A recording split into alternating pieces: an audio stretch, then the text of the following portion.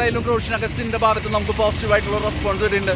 നമ്മൾ അദ്ദേഹത്തിൻ്റെ പേജിൽ നമ്മൾ ഇതിൻ്റെ ബേസ് ചെയ്തിട്ടുള്ള കംപ്ലയിൻറ്റ് ചെയ്തിട്ടുള്ള നമ്മളുടെ ക്രിയേറ്റ് ചെയ്തിട്ടുള്ള വീഡിയോ ഞാൻ പോസ്റ്റ് ചെയ്തിട്ടുണ്ടായിരുന്നു. അദ്ദേഹം അത് ലൈക്ക് ചെയ്തിട്ടുണ്ട്.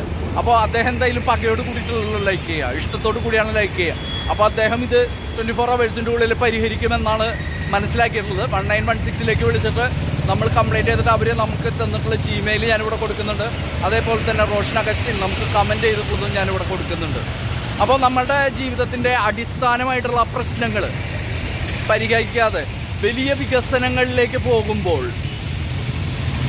സത്യത്തിൽ നമ്മളുടെ അടിസ്ഥാന പ്രശ്നങ്ങൾ എന്ന് പറയുന്നത് കൂടുകയാണ് ചെയ്യുക. ഇതുപോലത്തുള്ള പരിക്കുകൾ, ഡാമേജുകൾ കറക്റ്റായിട്ട് പരിഹരിക്കാതെ ആകുമ്പോൾ നമ്മളുടെ ജീവിതത്തിൻ്റെ നിത്യച്ചെലവ് വർദ്ധിക്കും. കാരണം ഗവൺമെൻറ്റിന് ഇത് മെയിൻറ്റെയിൻ ചെയ്യണമെന്നുണ്ടെങ്കിൽ ജനങ്ങൾ അടയ്ക്കുന്ന ടാക്സിൽ നിന്ന് മാത്രമാണ് ഇത് മെയിൻറ്റെയിൻ ചെയ്യാൻ പറ്റുള്ളൂ. അപ്പോൾ എന്താണ് ചെയ്യുക? നമ്മളെ നിത്യോപയോഗ സാധനങ്ങൾക്ക് വില വർദ്ധിക്കും, അതുവഴി ഗവൺമെൻറ്റിന് ടാക്സ് കിട്ടും, അതുവഴി ഇതുപോലത്തുള്ള ഡാമേജുകൾ പരിഹരിക്കും. അപ്പോൾ ഇതുപോലത്തെ ഡാമേജുകൾ കാണുമ്പോൾ കറക്റ്റായിട്ട് ഈ പറഞ്ഞ പോലെയുള്ള കസ്റ്റമർ കെയർസ് കാര്യങ്ങളൊക്കെ നമുക്ക് അവൈലബിൾ ആണ്. ആ പ്രോപ്പറായിട്ടുള്ള കസ്റ്റമർ കെയറിലേക്ക് വിളിച്ച് നമ്മൾ കംപ്ലയിൻറ്റ് ചെയ്യുക.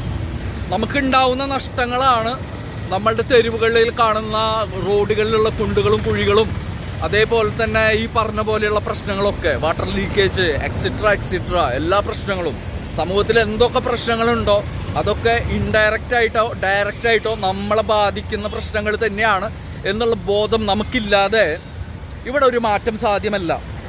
നമ്മൾ ഒരു പാർട്ടീനെയോ അല്ലെങ്കിൽ ഒരു ഗവൺമെൻറ്റിനെയോ വിമർശിക്കുമ്പോൾ നമ്മൾ എത്രത്തോളം നമ്മുടെ സമൂഹത്തിനോട് പ്രതിബദ്ധരാണ് എന്നുള്ളത് നമ്മൾ ആലോചിക്കേണ്ടതുണ്ട്, വിലയിരുത്തേണ്ടതുണ്ട്, മാറ്റപ്പെടേണ്ടതുണ്ട്. അത് നമ്മളുടെ കുടുംബങ്ങളിൽ പോലും ആ ഒരു മാറ്റം നമ്മൾ ഡെവലപ്പ് ചെയ്ത് കൊണ്ടുവരാണെങ്കിൽ മാത്രമാണ് നമ്മളുടെ ജീവിതത്തിൽ വികസനം ഉണ്ടാവുള്ളൂ, നമ്മുടെ നാടിന് വികസനം ഉണ്ടാവുള്ളൂ, രാജ്യത്തിന് വികസനം ഉണ്ടാവുള്ളൂ. പൗരത്വ ബോധമുള്ള, നീതിബോധമുള്ള ചെറുപ്പക്കാരിലൂടെ മാത്രമാണ് ഇങ്ങനെയുള്ളൊരു മാറ്റം നമുക്ക് സാധ്യമാവുക എന്ന് പറഞ്ഞുകൊണ്ട് ബൈ.